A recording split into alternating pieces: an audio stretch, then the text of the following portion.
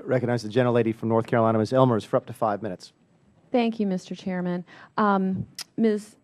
Sausalito, my question for you is, you had outlined that there are already provisions in place that should be dealing with these issues as far as, the revenue coming in, the tax burden that we may be lost. That's correct, that you feel they're already in place? Yes.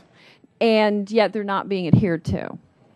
Well, that I don't know from an IRS perspective, Okay, whether or not they're being adhered to. I believe that a number of laws have been passed recently to allow the IRS to withhold more and more money. I would say that the recent GAO report that came out that the chairman mentioned, there were 15 cases of delinquent taxpayers that were, I guess, emphasized in that report. The IRS has gone after all 15 of them. So I can't say that it's not working. Okay. Well, based on the information that we have, and considering that there are things that are already in place, why do it seems to be the impetus for this is to find this money, this 3% withholding, in order to help pay for that, or to find that, or to locate those monies that might not be coming in, and pretty much put that burden on all of our good tax-paying citizens because of those few that do not. If in fact those things that are already in place really don't seem to be working, why would this work? Why, in your opinion, what would make this the golden egg of finding tax revenue? Well, I don't think this is the golden egg of finding tax revenue. And like I said, I can't say that those measures aren't working. Some of the evidence suggests that they really are. And to go back to this GAO report, I would say that that report, it is unfortunate that there are contractors who don't pay their taxes. Nobody is going to defend that.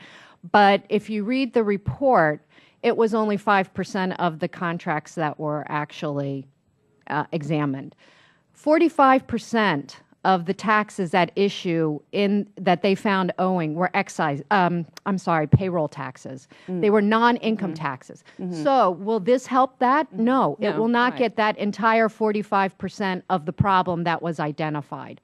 Also, half of the delinquent taxpayers were subrecipients. And I think, in my mind, I think of a subrecipient as a subcontractor. Well, subcontractors are not subject to the withholding. It applies to the prime contractor. To the prime contractor. Right. Correct. So that's under the IRS rules. So you're not getting all of those people.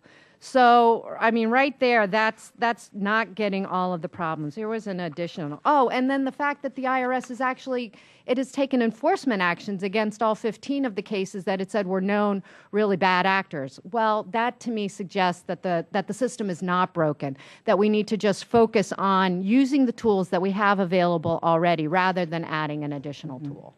Thank you. Mr. Gaffney, if I'm not mistaken, I believe you had said that if this were to be put in place today, it would cost you about 24% more to do business. Correct. And you would literally have to close your doors. Is that correct? When I say that, I know it sounds like it's dramatic. No, it is not. It is the truth. In our business, my mother's in the office, my sisters are in the office. Yeah. When the girls are doing the accounting every day downstairs, we would actually have to come down, track down all our vendors, which on a given project could be in the hundreds, make sure that the 3% is held from the vendor, from the subcontractor, from another material supplier, and so forth and so on. And 24% is probably a low number, but I want it to be conservative. And it will put us out for the reason that there's no money to the developers today. Right. So in the Philadelphia area and the surrounding areas in Pennsylvania, there's no money for the developers. There's no cash flow out there. So a lot of the smaller businesses tend to go into the work that's either government, the state, local, whatever the case may be. With this 3% that goes in there, we just can't do it. Yeah. We can't do it. For the most part, right now, small businesses in my area are taking jobs for just about nothing, just to keep the money coming in, so the bonding company's happy and the banks are happy for the line of credit.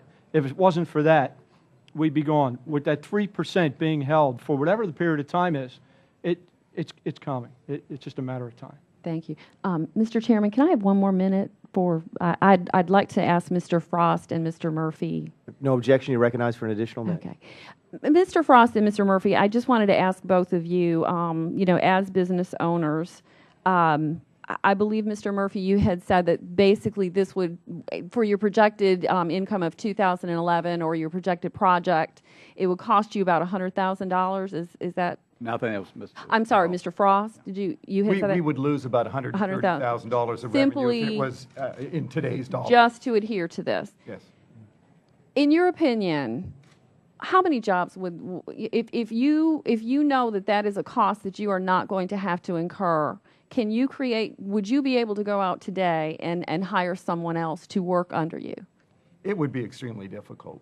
As I said, our history has been that we've been hiring people, and we've been able to do that because our cash flow has allowed us to. We would have to take loans if we were going to hire additional people to cover their payroll until we got paid by the federal government or the federal, state, and local government. Sure.